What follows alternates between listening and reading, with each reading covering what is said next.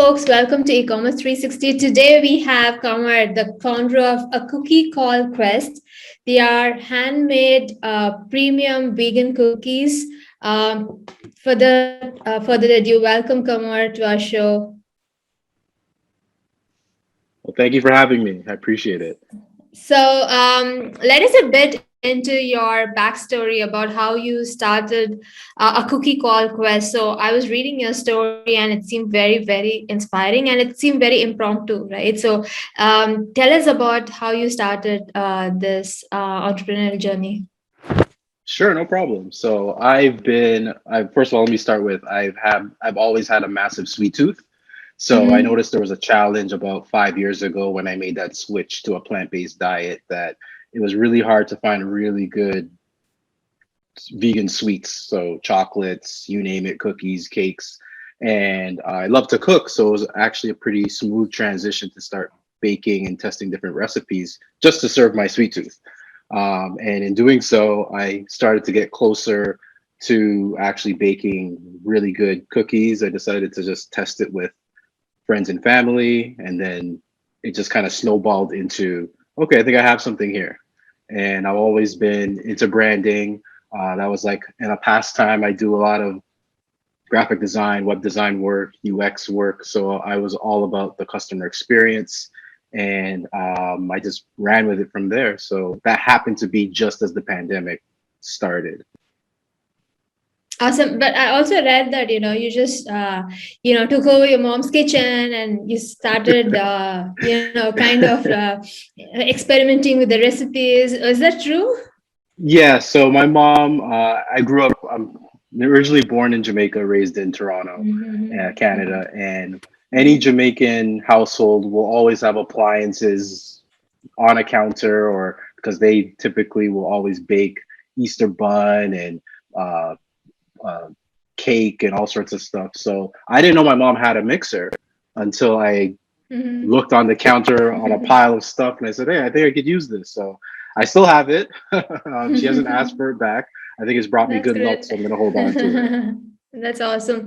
So, you mentioned that you already knew a little bit about UX, UI, and so how did it all come together when you were going to launch this product as an e-commerce store or as a product? Was that like just applied directly, or did you have to somehow upgrade yourself, your knowledge, and as far as branding and marketing is concerned? I was always good with branding and marketing, so Mm-hmm. I have a bit of, I guess, of a cheat code with that. And I've worked with in tech industries, finance, and I knew all about rolling out product and features. So I knew I had to take the same approach, minimum or Mm-hmm. MVP, minimum viable product. Mm-hmm. Try not to spend too much, but a proof of concept, see if it works, and making things look good, a nice catchy name, having things look consistent, and ultimately having a really good product helps. So tying that all together, I was able to roll out something that looked almost as polished as I would want it to be, and it Mm-hmm. was received really well. And what about the channels when you launched? Like, did you go directly to Facebook or did you do any other Yeah, marketing? What was your channel, go to channel? yeah. So Instagram for sure. People eat with Mm-hmm. their eyes, so it's pretty easy to Mm-hmm. take really good pictures. I'm not a stranger to a camera. Uh, Mm-hmm. Take some really good product shots. Get the lighting right. I didn't have an email list to market to at the time, so it was just Mm-hmm. Instagram, very grassroots. Give cookies away. Mm-hmm. Hopefully, people have good feedback and responses that I can share, and just built on that, like kind of like one layer at a time.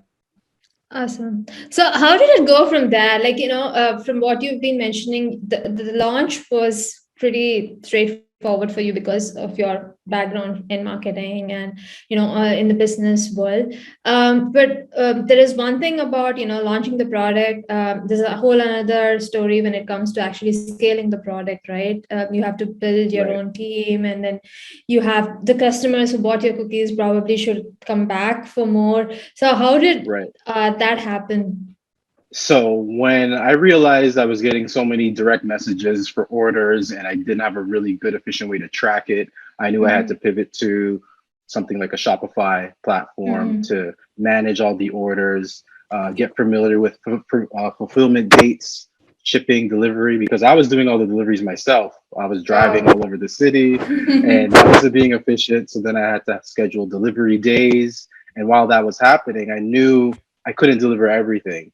And you invite friends and family over, sorry, to help out, Mhm. bake, package, and then I started to see or just kind of pay attention to other brands and how they were executing on fulfilling product online, because I didn't have that deep of a knowledge from Mhm. making this product myself. Then I have to pay attention to the shelf life because they're made to order. Yeah. So it's typically 5 days they start to go. So I can't Mhm. do any deliveries on a weekend if I'm Mhm. trusting it with a delivery service that delivers Monday to Yeah. Friday. Yeah. So you Mhm. got to work backwards so many times to realize, okay, how do I do all this and deliver a really, really good optimal user experience that people can say, okay, I didn't wait too long for my cookies. When they arrived, they were fresh. So I was very, very keen on not compromising that, and I had to learn as I Mhm. go. And a lot of it prior to that was baking cookies and leaving them out to see how long they could actually last before I started introducing it to people. And I think when people think of cookies, it's really I can suspect it's that feeling of like a childhood pastime, a really fond memory. So I didn't Mhm. want my cookies to come in and ruin that. Especially people are skeptical with Yeah. vegan cookies not being that Mhm. great. Yeah. So Mhm. I'm going against that right now. So you're kind of breaking that sort of bias that they have towards cookies, which are healthy, Absolutely. right? Like most of the Yeah. healthy cookies taste like crap Well, I'll be because honest. they're healthy. This Yeah. is I'm not gonna tote these as the healthiest cookies because there's still a lot of sugar. Mhm. I'm not making any claims of you're gonna lose 5 pounds or anything like that. This is for that balance. If you are the person who can balance out enjoying themselves but also can Mhm. eat pretty responsibly, then absolutely. But the health fanatics out there, don't come at me saying, "Hey, these cookies have X amount of calories. I thought they were vegan." Not all vegan food is really healthy food. There's Yeah. still junk Yeah. food, there's comfort food, True. but whatever your escape is to enjoy yourself, I just hope cookies is on your list. So, what is your growth strategy for 2022? You launched it in 2019 and you're going strong until now. What is it like? How does your vision look like from here? Yeah, okay. I'm glad you asked that because I'm I'm currently in the early stages of not just planning it but executing some ideas that are going to help the rest of 2022 into 2023. So I look at it in Mhm. three parts. So one is customer retention, the people who Mhm. have loved the cookies, keep coming back. So that's going to help launch the subscription program that I want to roll out in the next couple months to incentivize people uh, buying the cookies. Not really a rewards program, if it makes sense, sure, but I really want to take care and show the people that have, shown an interest and have, believed in what I'm doing. I don't want to forget that, I got here because of them. So that's priority for sure.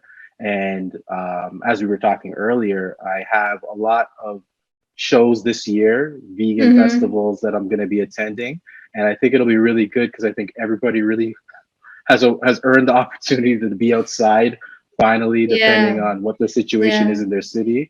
So I'm glad I can be a part of that and contribute to that experience with being at these festivals. I did two last year that were really, really good. So I'm Mhm. going to do about at least 6 to 8 this year from Canada across the US. And I think Mhm. that'll help expand and get more people, I guess, exposed to the brand. And then the third part is the retail side. I've got a lot of inquiries from new online grocery stores, commercial chains, and Mhm. exploring what products specifically I can offer them, whether it be cookie dough, whether it be products that they can buy in bulk, and then deliver to either their channels or through their channels and to their customers. So those three areas I'm going to pay a lot of attention to, and that should hopefully put me in a really good position for the years to come.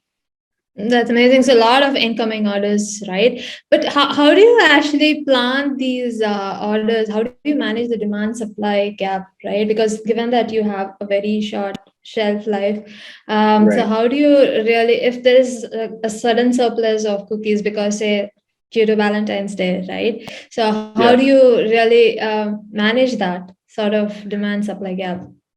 Yeah, when I see or can when I can forecast things like special holidays or events, I try to get pre-orders in early. So Mm-hmm. at least that allows me to plan, and that sets the expectation for the customer that they're going to get it by a certain time frame. Mm-hmm. So I'll take advantage of that when I can, and that'll allow me to determine if how many people I need on hand to help out, how Mm-hmm. much delivery time do I need to give myself, and again, I can work backwards. But in the instances where I can't rely on a pre-order.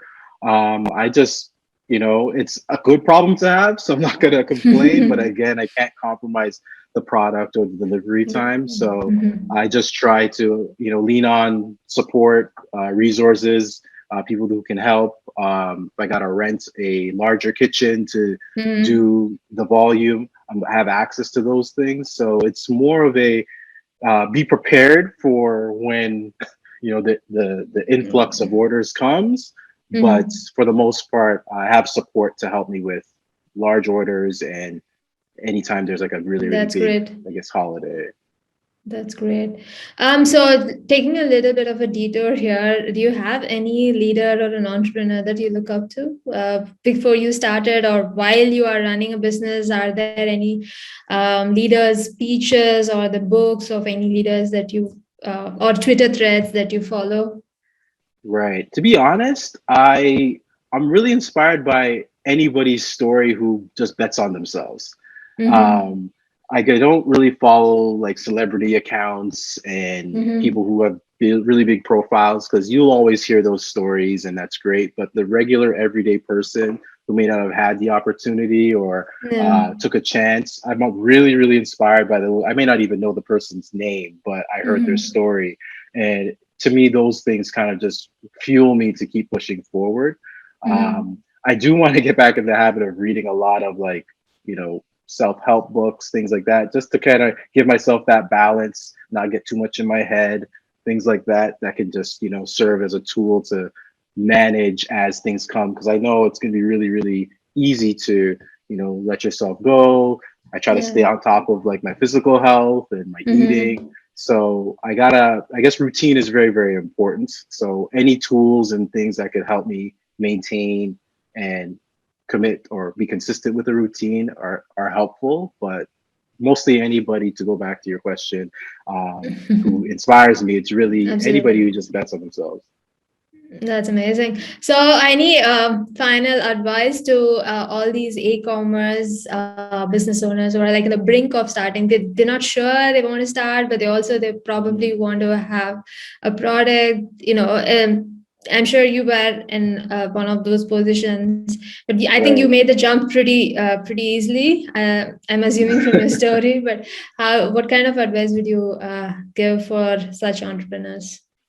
Okay. Well, definitely the one thing that comes to mind for sure that's super valuable is know who your customer is. Yeah. Not everybody is your customer. Mhm. No different for me. Everybody loves cookies, but not everybody's my customer. Yeah. So I would say try to really pay attention and figure out who they are, so you know how to speak to them, how to engage with them. That's big. And if you can, try to test whatever service product you have very early. Take the feedback, don't take it too personal. Try to obtain as Mhm. much feedback that can validate your idea, because once your idea is validated, then it's just getting in front of the right person or the right group of people. So I would say those two things. Awesome. This has been great, Kamar. Thanks for coming on our pod and sharing your insights with our listeners. I hope you hit all the milestones for 2022. All the best. Thank you so much. Take care.